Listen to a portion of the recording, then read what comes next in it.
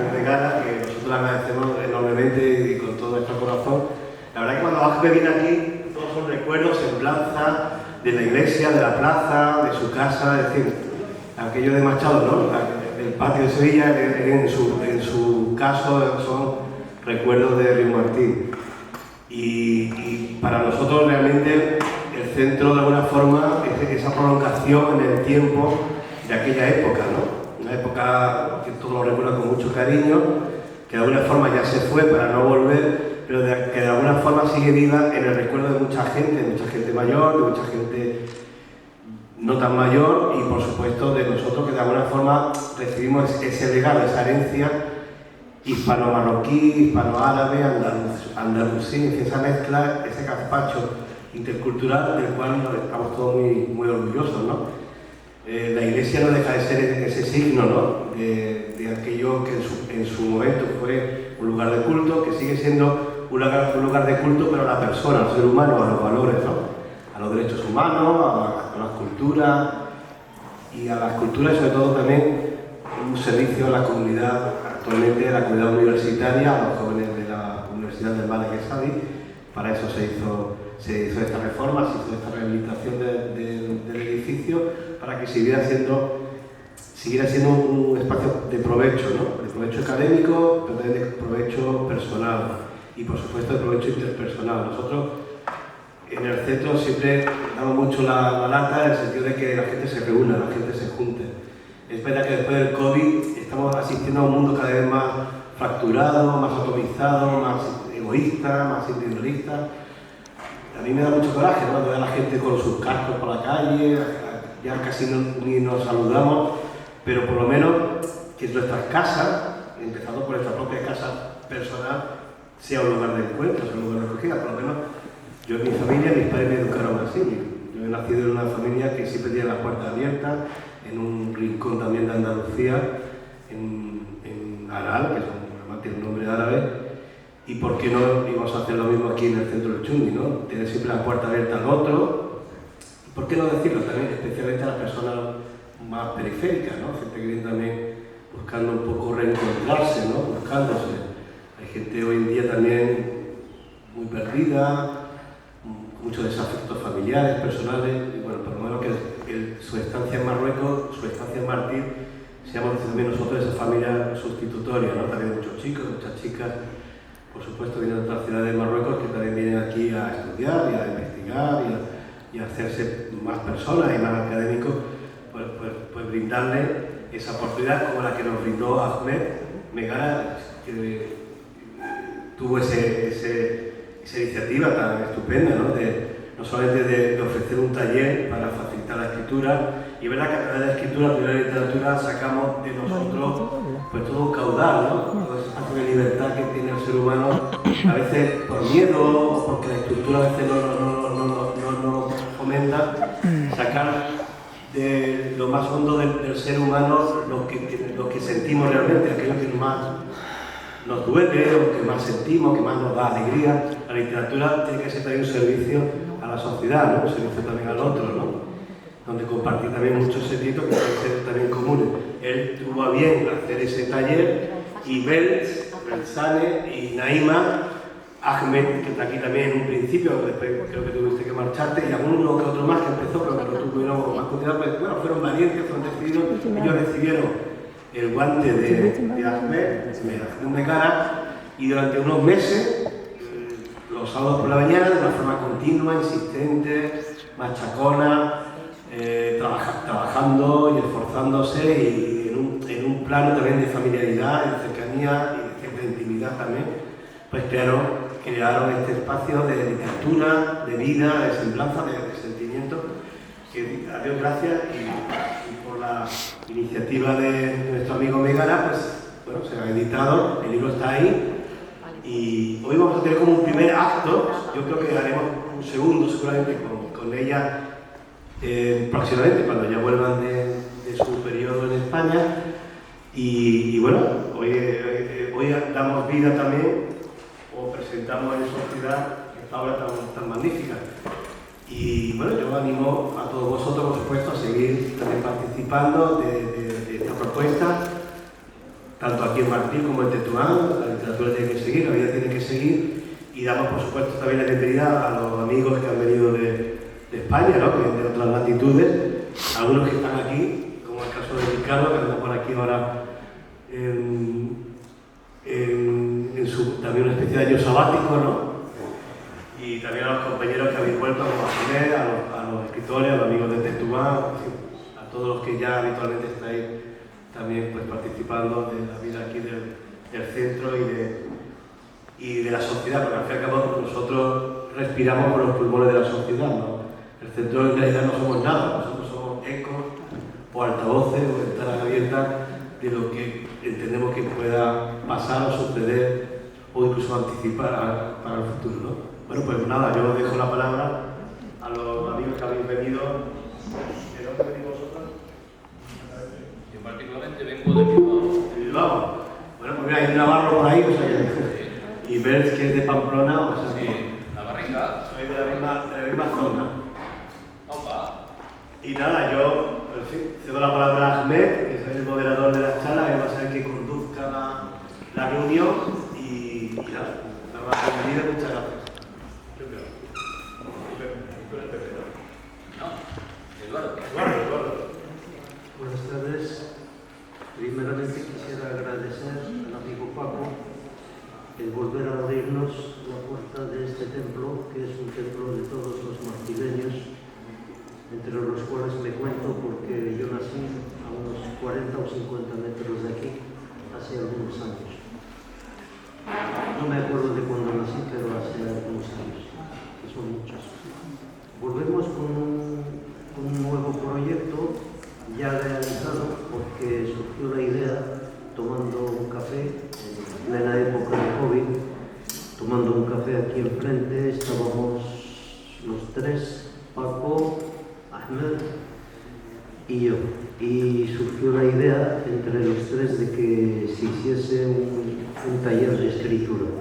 Para mí fue una experiencia nueva porque nunca lo había hecho anteriormente, pero dije, bueno, ya que tengo una cantidad de libros respetable, editada y publicada, pues la humilde experiencia que yo tenía en aquel entonces, hace cuestión de casi 2 años, pues la iba a poner a disposición de quienes lo quisiesen. Y efectivamente empezamos un grupo, creo, de 8 o 9, y terminé escogiendo a 2 personas que, desde mi humilde parecer, tenían o reunían una serie de condiciones para publicar tanto en prensa como en un posible libro sus relatos, porque los ejercicios radicaban en que cada uno escribía un relato corto cada semana y cada sábado pues nos veíamos aquí, lógicamente con mascarilla en la cara. Y para mí pues me pareció que tanto Bers como Naima pues tenían esa facilidad de escribir.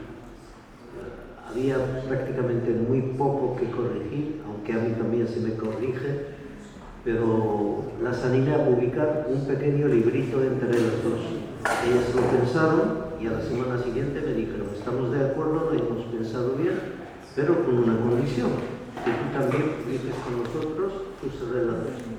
Entonces decidimos repartir el libro en 3 partes, según la cantidad de páginas, y empezamos el proyecto. Duró más la corrección, las esperas y tal, que el mismo hecho de realizarlo. Pero lo precioso que tiene este libro es que es un relato de historias, o una serie de relatos que son pura historia, porque son datos muy concretos. En mi caso, por lo menos, hablo, y siento que mis compañeros no estén aquí para que hablen de sus relatos, que son tan preciosos o más preciosos que los míos. Hablo de la construcción de la iglesia, cómo se construyó, con qué dinero se construyó, son hechos reales. ¿Quién fue el ingeniero? ¿Quién la inauguró? ¿No? Pero que son datos que yo incluí en una historia imaginaria para darle un poco de vida a esta parte de Río Martín, que se encuentra en cierto rincón del alma de los que somos martileños y que desde luego Río Martín ya no es el Río Martín nuestro, porque se ha convertido en Martín en muchos aspectos de su realidad. No voy a ser muy extenso, pero os voy a hablar solamente de la portada y de la contraportada, que hemos acordado entre los tres. El título fue o es Encuentro en el Río Martín, porque fue realmente, este libro es el resumen de ese encuentro que tuvimos aquí en la biblioteca universitaria, Centro Padre del Funde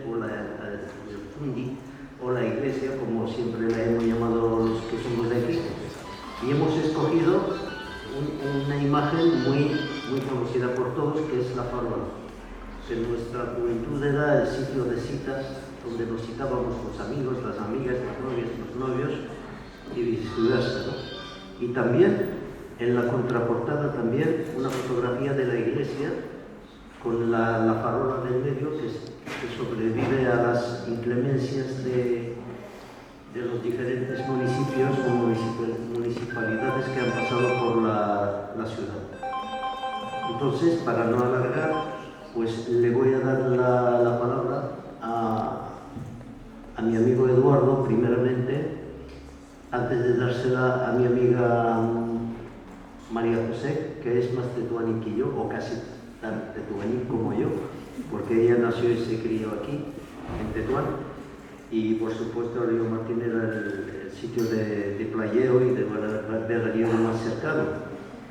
Entonces vamos a leer unos poemas de diferentes poetas y empezamos, si os parece bien, por el amigo Eduardo. Pero prefiero que se presente antes porque es bilbaíno y como las rías, ¿no? Sí, como la ría del Nervión. De hecho, la ría del Nervión es la arteria de Bilbao y todo lo importante pues, se pasa por ahí, por cerca de la ría, ¿no? En fin, buenas tardes. Creo que se me oye hasta sin micro, ¿no? Creo. ¿Me oís bien todos? Yo tengo una voz potente. Pero bueno, gracias por venir. Y bueno, voy a empezar por un poema que espero que a nadie le ocurra esto, ¿no? Se titula Cuando el alma se hace vieja y dice así: cuando el alma se hace vieja y se pierde la ilusión, no se escucha una canción, tan solo una voz de queja. Y se arruga el interior, se van frunciendo las cejas y se abandona y se deja el juvenil resplandor. Cuando el alma ya no puede retener nuestra alegría, se van pasando los días sin nada que se nos quede. Nos va a mimar la cabeza a vueltas como una noria, se pierde nuestra memoria. Nunca acabas lo que empieza. Nos vamos abandonando y en ese tiempo vivido quedamos en el olvido.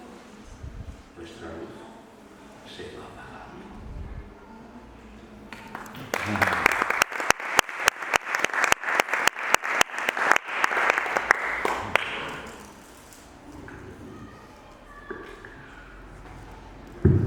Buenas tardes a todos. Ya he hablado con algunos de ustedes o de vosotros antes de empezar. Yo no solamente soy de Tetuán, como ha dicho el amigo Megara, sino que soy también de Río Martín. Y digo que soy de Río Martín porque mi padre, muy aficionado a la pesca submarina y a la pesca con caña, se iba por las mañanas muy temprano y yo le decía: papá, llévame contigo a pescar. Y me decía: no, tú no puedes venir porque te marearás en la barca. Y entonces él se iba, pero cuando él volvía yo le decía: papá, ¿las olas te han preguntado por mí? Y él siempre me decía: sí, claro, me han preguntado por ti. Y bueno, y así todos los días que mi padre se iba, la vuelta era: papá, ¿las olas te han preguntado por mí? Entonces, pues claro, nosotros hemos tenido ahí la caseta y soy tanto de ahí como de aquí. Es más, aprendí antes a nadar que a andar. Y con eso digo bastante. Soy de Tetuán y de Río Martín. Aunque ahora se llame Martín como antes, pero siempre los españoles decíamos Río Martín. Yo también quiero leer un poema que es de Eduardo. Mañana leeré los míos, pero quiero leer un poema de Eduardo ya que él está aquí, que se llama Cortocircuito o Locura. Una y otra vez, mi mano se alza como rama o espiga que brota, portando la pluma o la espada. Escucho las voces dormidas que desean ser escuchadas y unos ojos que brillan amenazantes en la oscuridad de mi cuarto. Alucinaciones de la razón entre las aguas del entendimiento, cuando una vez agitadas se tornan aguas mansas y en la quietud surgen líquenes que cuelgan de las frágiles conciencias. En el óxido de los cerebros carcomidos hay un atisbo de sinrazón que pugna por abrir una brecha, o tal vez producir la ruptura total de toda creación.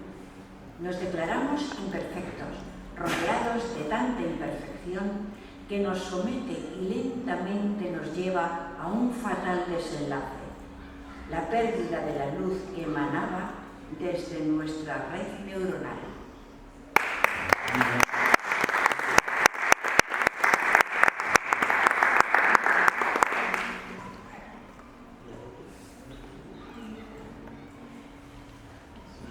Esto dice, ¿hay alguien ahí? ¿Hay alguien dentro de mí? ¿O soy yo luchando conmigo mismo entre un oleaje de pensamientos y contradicciones que tratan de encontrar la verdad ignorada? ¿Cuánta mentira se abre paso sobre los senderos de la verdad? Ajusticiamos lo mejor de nosotros mismos y nos negamos la posibilidad de amar y compartir. El acero, si está mal templado, hace que la hoja de la espada se quiebre y pierda su consistencia. Asimismo, el perfume de juventud se evade y tan solo queda su aroma en la evocación de su recuerdo.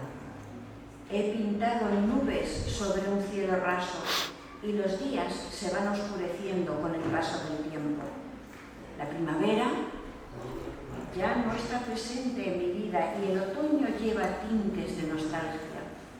Así que intento disfrutar de los escasos momentos de la luz que irradian ciertas personas.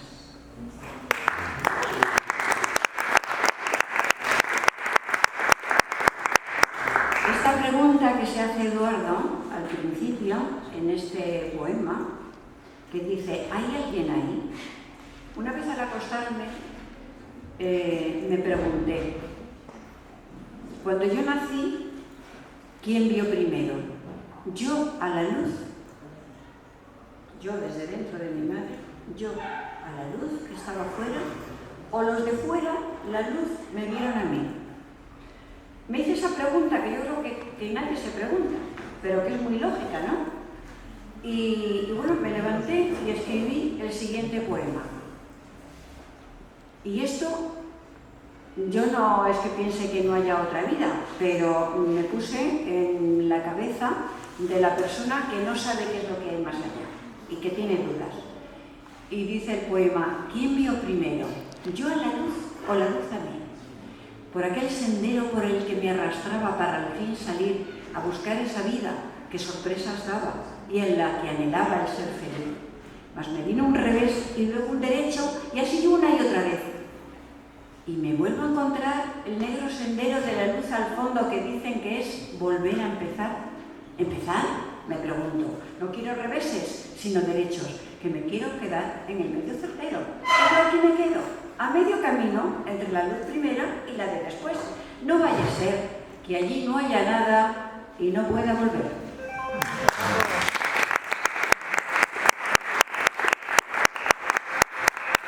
Tras esta primera ronda de poesía, prácticamente para dar la bienvenida al respetable, pues pasamos a ver lo que nos va a decir Bels, si nos está escuchando. Bels, ¿nos escuchas? Tuya es la palabra.